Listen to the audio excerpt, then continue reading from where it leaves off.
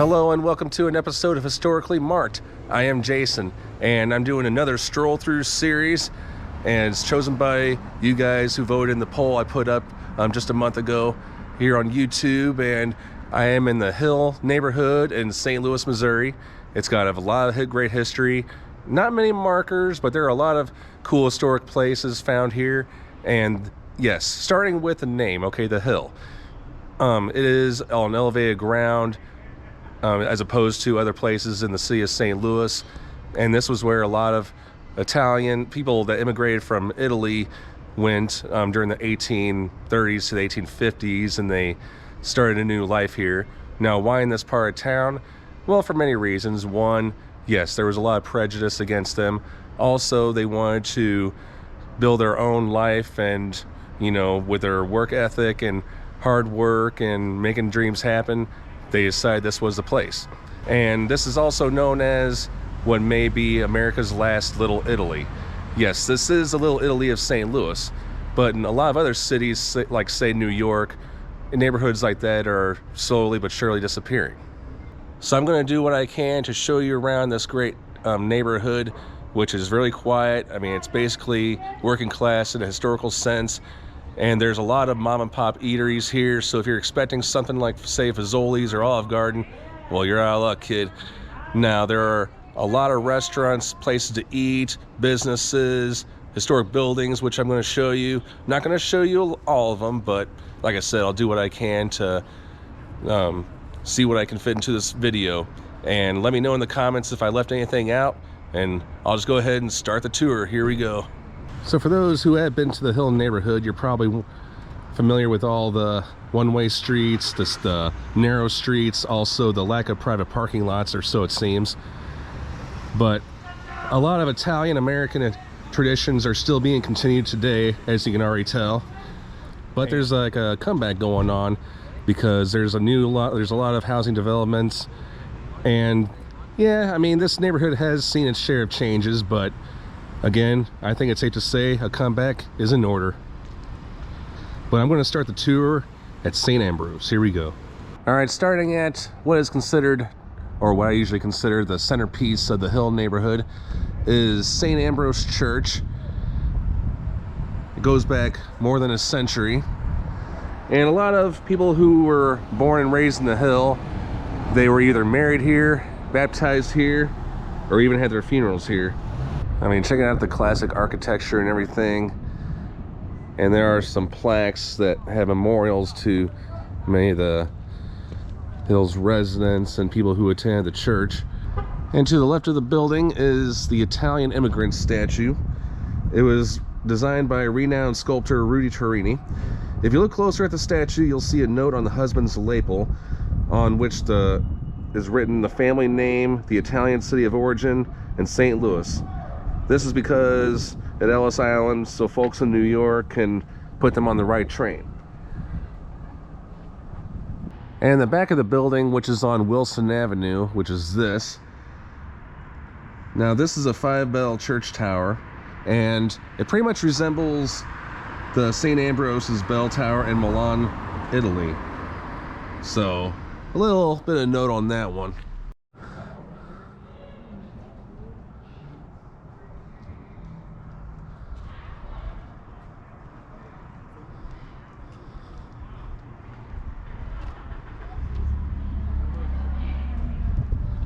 And just right across from the church is the brand new, well, I shouldn't say brand new, it's been in here for almost a few years, but it's the Piazza Imo. And this was named after Edward and Margie Imo, the founders of the local pizza chain, Imo's Pizzeria, St. Louis. Definitely, if you haven't had their pizza, you're missing out big time. In case you're wondering what Piazza translates to, it is square in Italian. And this here is a popular meeting place. And these gates, these beautiful handcrafted gates, were commissioned and donated by them. And because it's the fall, the fountain is not running, so, but I would love to see it run sometime. But this is a popular spot for reunions, chillaxing. A lot of benches here, somebody playing chess or checkers over there. And if you ask me, it's kind of weird seeing all these coins with at the bottom of the fountain. But this is definitely a really cool place, and it's a nice day too. It's not windy or anything. So if you bring the chess piece, oh never mind, they're already provided. But if you got the knack to play chess or checkers, then there you go. So this building right here, near the corner of Marconi and Bischoff, is the Italian America Bocce Club. And then, yeah, it says on there the home of St. Louis Bocce Club. So this dates back to 1975, and this private club boasts over 400 members. I kid you not. Now, and I'm not really sure how many bocce clubs are here in America, but I have heard this is one of the most revered. And inside the building, I mean, it looks like they pretty much keep this place really private, but I do know that there is a banquet hall in there, and yeah, anything bocce related, it's here. And a little trivia about the game bocce. Now, it was not invented in Italy, but it actually supposedly dates back to Egypt, and we're talking about 7,000 years ago. Now, I'm not sure why or how this ended up to be, but whenever Bill Clinton was in St. Louis, I'm not sure if it was when he was doing his presidential race or when he was in office, but Bill Clinton was here, and he was taught the game of bocce by club veterans. So, little interesting trivia there for you.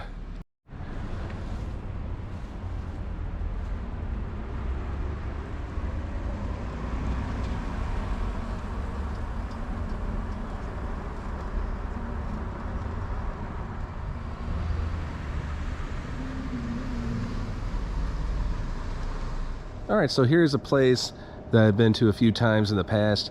I mean, who am I to talk bad about a bakery? I know I say that all the time, but I used to go to Steve's Hot Dogs on the Hill, which was in that building, but now they're at South Grand, among a few other locations. But I used to hop across the street to Vitale's Bakery, which has been here since 1976. They have lots of goodies, as you would expect. Cannoli, gooey butter, cookies. Well, I'll just go ahead and take you inside. How's that? Here's what it looks like on the inside.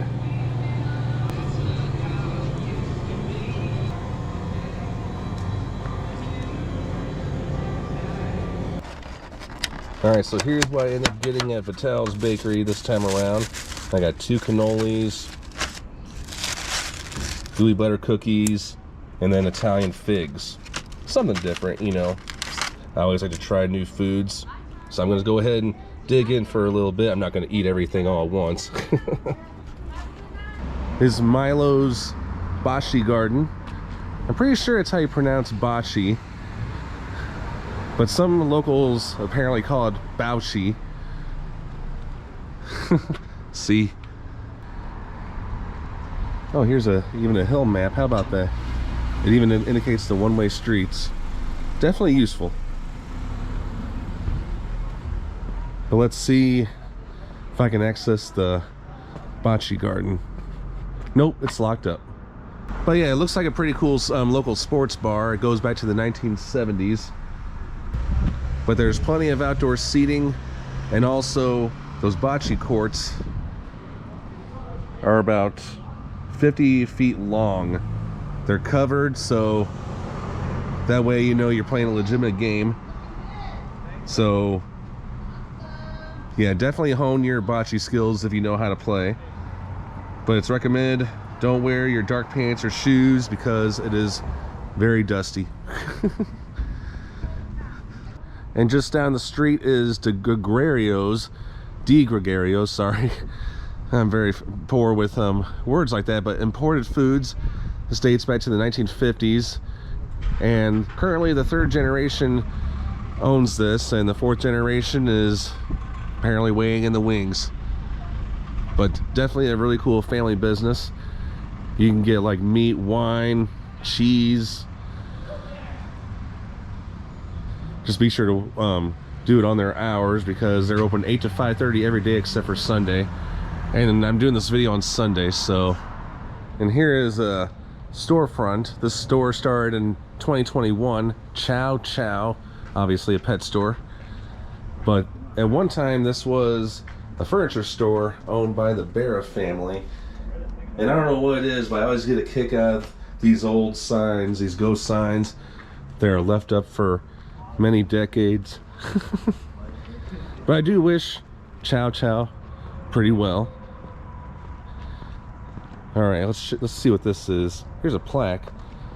Frank Borghi, the National Soccer Hall of Fame, inducted 1976. Lived in this house from 1925 to 1944. Wow.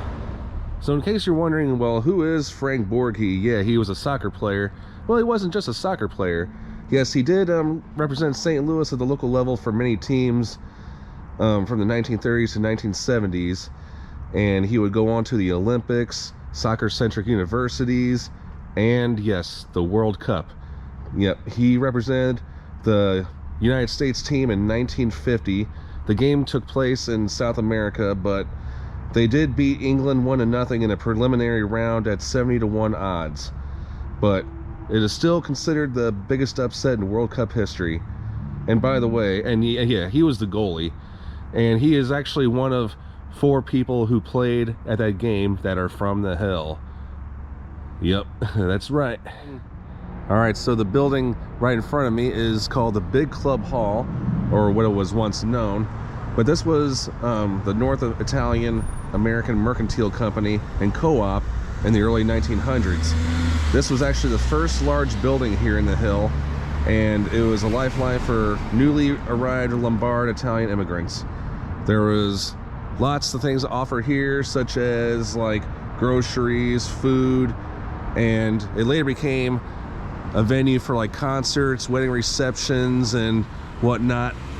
But it is now, looks to be either a private residence, although I have heard that's mostly a photography studio, but either way, it looks in great shape. And I'm thinking this dates back to 1891 because, yeah, or 1897 maybe. Yep, 1897. But yeah, check out those old doors. And what a lot of people don't realize about the Hill was it was actually a lot bigger neighborhood. That is correct. Now what you're seeing in front of me is not just a fence, but Interstate 44. That's right, there have been many numerous attempts by the national government to plow through this whole neighborhood and get rid of so many landmarks. And there is actually a bridge, a pedestrian bridge, that takes you to the other side of the hill. But I'll just go up to the bridge just a little bit. All right, so now I'm on top of Interstate 44, which was built during the late 1960s and opened in the early 1970s. As I said in some of my previous videos, it was to replace Route 66 and of course provide St. Louisans with faster transportation to Springfield, Missouri, Joplin, Tulsa, and Oklahoma City, and so forth. But it was an unavoidable tragedy for those who were living in the Hill. 100 homes were plowed to make way for this freeway. But you can still access some parts of the northern part, which is just that way. And this is, by the way, looking northeast. But I'm going to go ahead and go back on the trail. Here's Berra Park. I'll show you who it's named after, and no, it is not named after Yogi Berra, as one would assume. But this is a very popular park in the Hill. A lot of festivals have happened here, and people have done a lot of like games and much more sports activities. And yes, they do have a pavilion just way over there, and kids come to play here on that big playground over there. And I'll show you a bust. And it looks like they got some walking trails and plenty of benches to sit on. So if you're just wanting to chill and relax here, this is the perfect spot. But this is Louis G. Midge Berra. He was the first elected I'm sorry, he was the first Italian person who was elected to a citywide office in St. Louis. And Midge was a nickname because when he was young, he was small, but of course he grew, but the name kind of stuck. He lived from 1906 to 1964, and yes, he was more than a politician, he was a public servant. And again, he was no relation to the Yogi Berra's family. At least that's what my research tells me. But they did pay tribute to him, naming this park after him in 1965, just a year after his death. And I find it kind of weird that somebody painted his teeth. But either way, it's cool. So, but again, a lot of stuff has happened here, a lot of memories for those who lived in the Hill neighborhood growing up, like that ball field over there. A lot of stuff painted in red, white, and green. And apparently this is a very dog-friendly park, unlike Piazza Imo, but I'm sure it is for the right reasons. And just right across the street from the park is Gioia's Deli, where I'm gonna go have some lunch. I'll show you what their specialty is.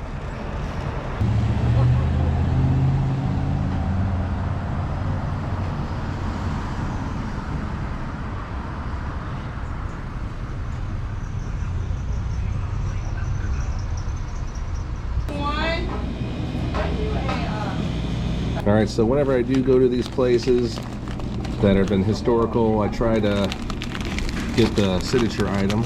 And what I ordered was the hot salami. And can't wait to take a look at it. Oh man. Here we go. This is salami that they make made to order every day. It's a recipe that has been unchanged in over 100 years. And like I said, the 5th generation, they dared not going to change it because, yes, people love their salami. No matter how many years ago he first had it. And by the way, there is pepper jack cheese, salami, and the bread is toasted. I requested it. They asked me if I wanted it toasted, which I agreed, yes. And there's Dijon mustard. And I believe that's it. You can have it done certain many ways, but all right, here we go. Mmm. Oh my god. Mmm.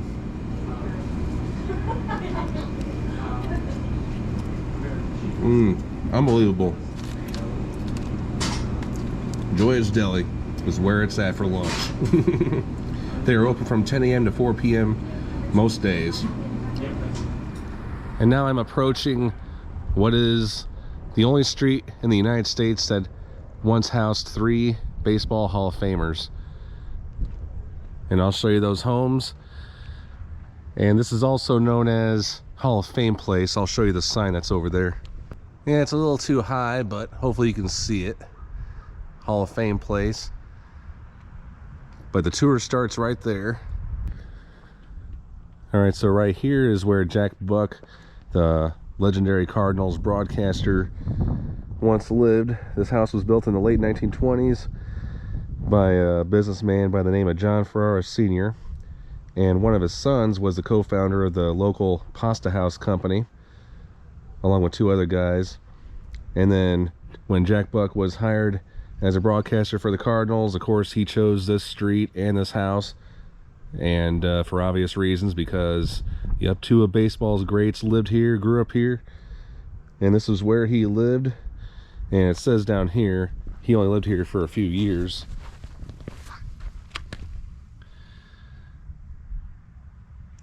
And he was an announcer for the Cardinals until 2000, but he also gave that famous 9/11 speech, and he passed away 2002. But I highly recommend reading his book, That's a Winner. It's a good read. And if you do go down this street, same goes for all the residential streets.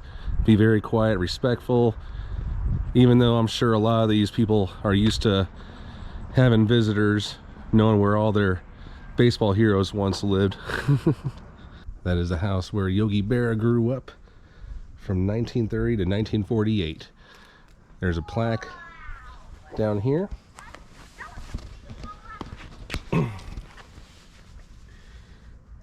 Yep, Lawrence Yogi Berra, Baseball Hall of Fame, inducted in 1972. 5447 Elizabeth. And besides his outstanding baseball career, I mean, he made it to the World Series so many times with the New York Yankees, but he's also famous for his yogi-isms, like, it ain't over till it's over, and denial is just another river in Africa. There's so many others I can say. And just right across the street from Barry's old place is the old home of Joe Garigiola. And he, of course, had a baseball career as well. Not really as big as some of the other pros like Yogi Berra's, but he also had a great broadcasting career on the Today Show. He was also known for his humorous quips, among many others. But underneath these, here we go. All right.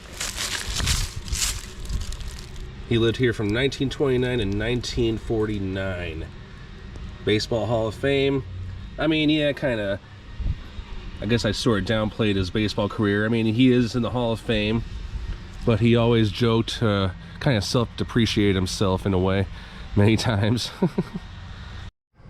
Somebody else that resided on the street is Ben Pushy.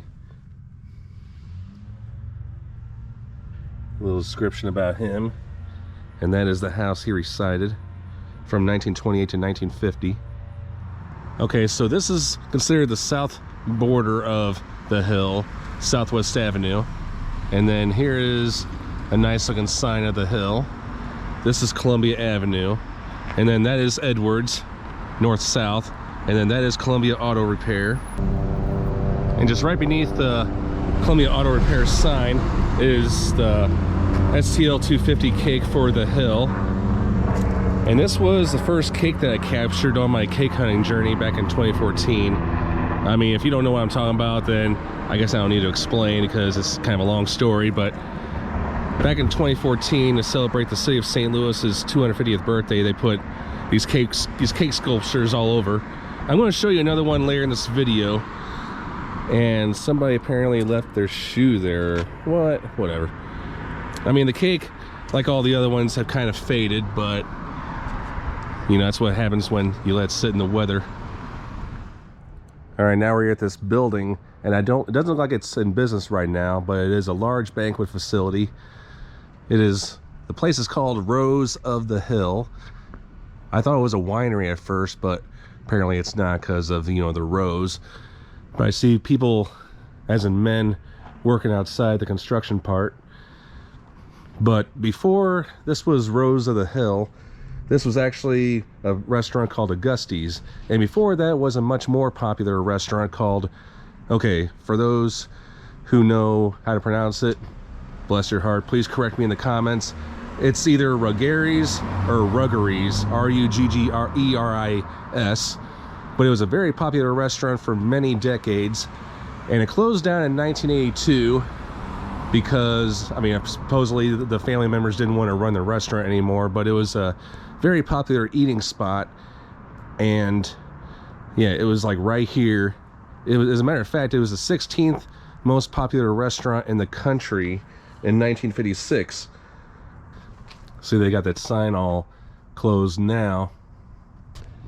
And many Italian American clubs have gathered here over the years at this place. But there are a couple stories I'd like to share that I've found in my research. Now, the long list of celebrities who have eaten here is long because a lot of them would perform at the arena, and then after that they would get in a private room and dine in. But Yogi Berra worked here like during his off season for baseball, despite it being on a winning team, the New York Yankees.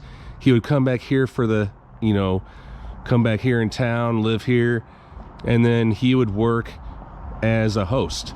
He would seat people, and of course, in today's standards, yeah, that is highly unusual because, you know, all these millionaire baseball players, even on last place teams, I mean, they would be playing golf in Palm Springs, or they'd be relaxing on the beach somewhere in Mexico or Florida or whichever, or living in their multi-million-dollar mansions. I know, I sound very salty there, but not during the 1940s. Yogi Berra would work here, and he would later say about it, he'd be like, well, it did help pay some bills.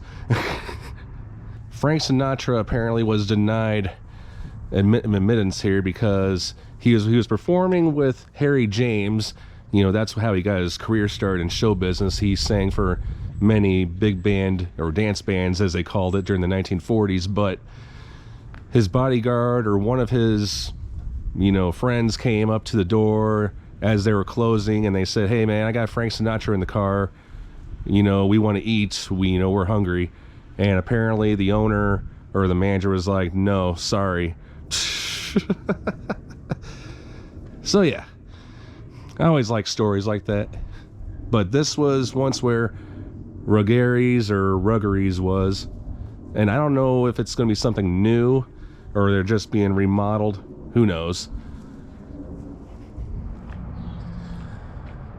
And now I'm at Volpe Foods just outside it, and since 1902 it is the largest manufacturer of just about anything on the hill. That's right. And this was started by Milan immigrant John Volpe, and they make artisan meats that now encompasses 4 factories. 3 of them are here on the hill. Volpe ships its products all over the world.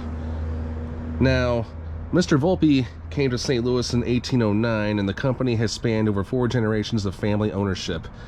It is currently under the leadership of Volpe's great niece, Lorenza Passetti. So, no doubt, yes, this is a very historical place. It's got a little modern touch to it. And next to it, there's a mural. Looks brand new.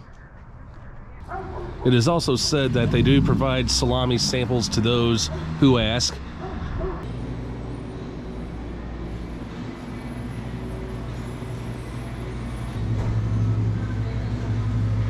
Okay, so I went ahead and asked for the spiciest product they have, supposedly. This is the spicy suppressata. Here we go.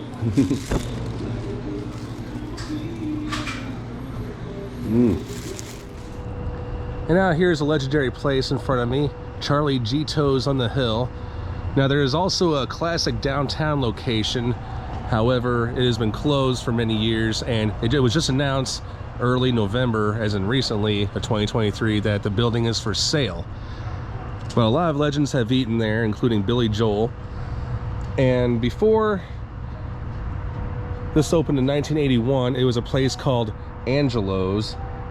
Toasted ravioli is known to be a St. Louis and local favorite food, and it's very little known outside St. Louis. I mean, a lot of people have heard of it, but a lot of people are like, what? Toasted ravioli? But this claims to be the place where it was invented back when it was called Angelo's in the store. Now, a few restaurants here on the hill have made the claim that toasted ravioli was invented at their place. Back when this place was called Angelo's, I mean, back during I think it was during the 1940s or 1950s, probably 1940s. So the story goes like this. This is how it made its claim to fame here in this building. So a drunken chef was in a hurry. He had a lot of uncooked ravioli, and he accidentally dropped it into a hot pan of frying oil. And so then after, I think it was a few minutes later, they took it out and served it to the hungry patrons, and they wanted more. Now, those who have followed my channel, and during that one episode I did in New York called Salt Potatoes, I hope they put a historical marker somewhere around here, probably here, where toasted ravioli was invented. But either way, I mean, the rumor or the claim will never be laid to rest, because Lombardo's and a couple other places also claim that toasted ravioli was made there. But for now, who knows? Or as Italians would say, oh, forget about it. And speaking of toasted ravioli, I think I'm going to go ahead and try some of Guido's. Now, this restaurant has been here since 2000, and ever since then it's been a staple on the hill. They do serve quality Spanish and Italian American dishes. I think I'll just have a little appetizer here since they're open. So come inside with me.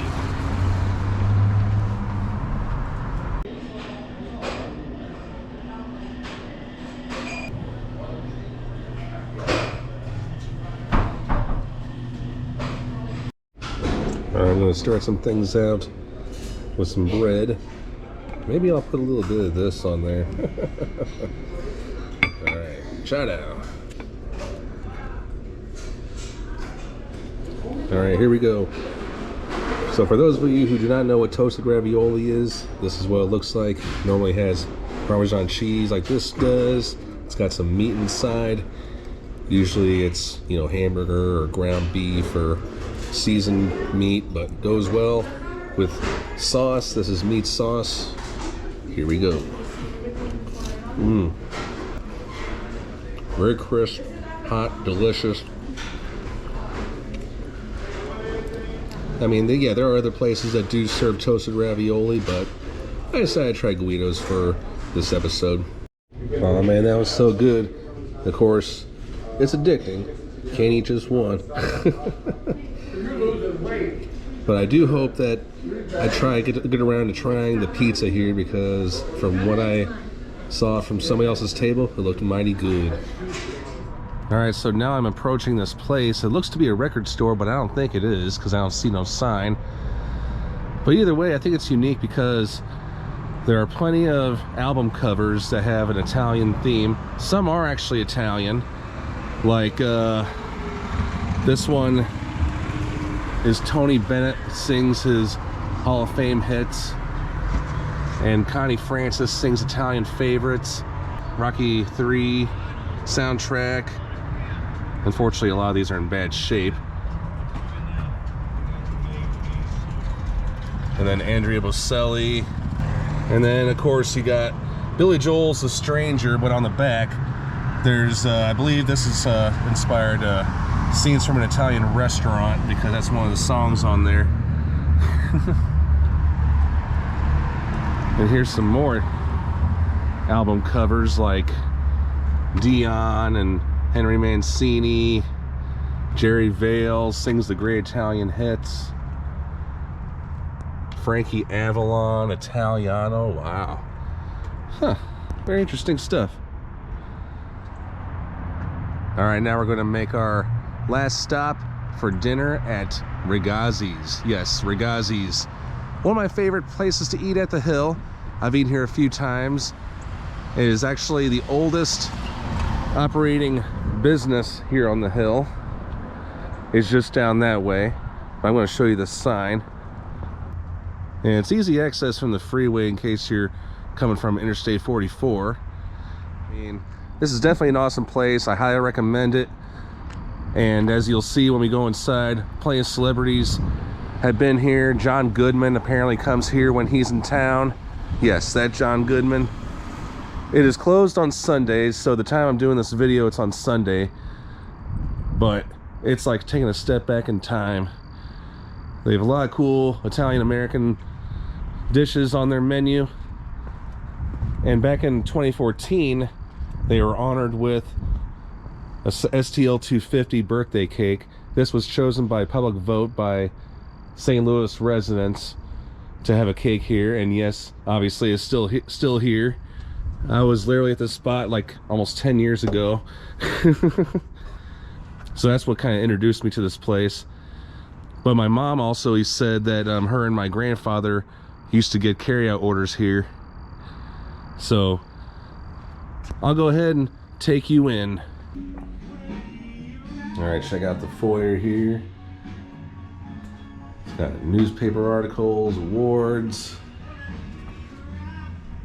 and it's got some old seats from the St. Louis Arena. Check it out. I'll even get to sit in one, yay! As well as a painting of the original founder, Louis Ayazi. Lived from July 7th, 1927 to July 27th of 1974. All right, now we're gonna go into the actual restaurant. All right, check it out. This is what happens when you walk in. You get Joe. Oh, I've got a picture up there. The St. Louis Hawks, Yogi Berra, and get a selfie with Mr. Al Capone, capturing St. Louis, there Rigazzi's, that cigar and everything. And yes, they are known for its many bobbleheads and little figurines on the wall. Like you got the Beatles. You got the Rat Pack up there. Many others. Rodney Dangerfield. And yes, while you're here, definitely get the fish bowl. It's in a huge glass. It's got Budweiser beer in it, of course. And of course, I do pay tribute to the St. Louis Arena because it wasn't too far from here, and this is where a lot of St. Louis Blues players would come and eat at right after the game. I featured it in a different video, but yes, the arena came down in 1999, but it was out of service in 1994. And then here's a big mural. Pays tribute to a lot of Italian legends. This is a private area, by the way, so I'm not going to go up there. And yes, they do have a large dining room back here. I'm going to show you some more pictures. These are all those from Italian descent, like, of course, can't leave out Marlon Brando, the Godfather. A lot of autographed photos, Goodfellas cast. Here's a small version of their deluxe pizza, Rigazzi's pizza. It's got pepperoni, hamburger, sausage, a couple other things. It's supposed to have mushrooms, but I don't like mushrooms. But even something this small gets me full. I mean, they really pile it on. So, all right, time to eat, dig in. Here we go. And just like that, I am finished. I'm actually getting full. I mean, I should have gotten a much bigger one, but I didn't want to overdo it this time. But the Provel cheese and the pile toppings definitely was awesome. Another one of their specialty dishes is the parmiciana sandwich. This is it right here. It's got Provel cheese. You can also get the chicken version, but this is meat. I chose to get it with fries. Pretty good stuff. And I really must say, it tastes like heaven. I mean, the meat's very tender and, man, it's like smothered in sauce, let me tell you. Now, right across the street from Rigazzi's looks to be a lot of apartment buildings. It's going to be called the La Collina Terrace. Hope I'm saying that right. But as you can see, a section is already opened. And I remember just a few years ago when I was here, I mean, this was all like nothing, kind of like over there. But I think it's going to provide a lot of cool housing opportunities for those who want to take up residence here on the hill. All right, thanks so much for tuning into this episode of Historically Marked. I am Jason in the Hill neighborhood in St. Louis, and I'm sorry if I had not visit your favorite Italian eatery here. Let me know what it is in the comments, by the way. There's so many to choose from, and definitely bring a lot of money because, yes, some are more expensive than others, but definitely worth it. You're eating fine Italian dining either way. I hope I showed you a lot of great history here on the hill, and definitely for generations to come, I think it'll be great at preserving Italian American heritage. So I am Jason, signing off.